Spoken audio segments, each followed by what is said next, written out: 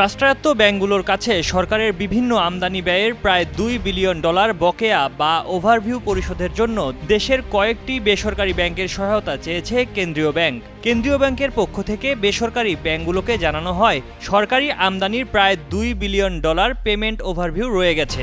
এসব পেমেন্ট পরিশোধের জন্য তাদেরকে প্রতিদিন $50 মিলিয়ন রাষ্ট্রায়ত্ত ব্যাংকগুলোর কাছে বিক্রি করার অনুরোধ জানায় বাংলাদেশ ব্যাংক। তবে চাহিদা অনুযায়ী ডলার দেয়া হবে কিনা এ বিষয়ে ব্যাংকগুলো এখনও সিদ্ধান্ত নেয়নি।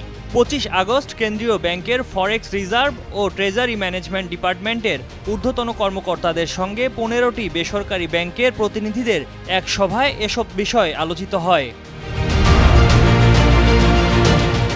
কেন্দ্রীয় ব্যাংক সূত্র জানায়, বকেয়া বা ওভারভিউ থাকার কারণে বিদেশি করেসপন্ডেন্ট ব্যাংকগুলো দেশের বেসরকারি ব্যাংকগুলোর লোন সীমা কমিয়ে দিয়েছে। তাই রাষ্ট্রায়ত্ত ব্যাংকগুলোর এসব ওভারভিউ পরিশোধ হলে সামগ্রিকভাবে ব্যাংক খাতই উপকৃত হবে। এদিকে ঋণপত্র বা এলসি নিশ্চিত করার ক্ষেত্রেও বিদেশি ব্যাংকগুলো দ্বিধায় থাকে।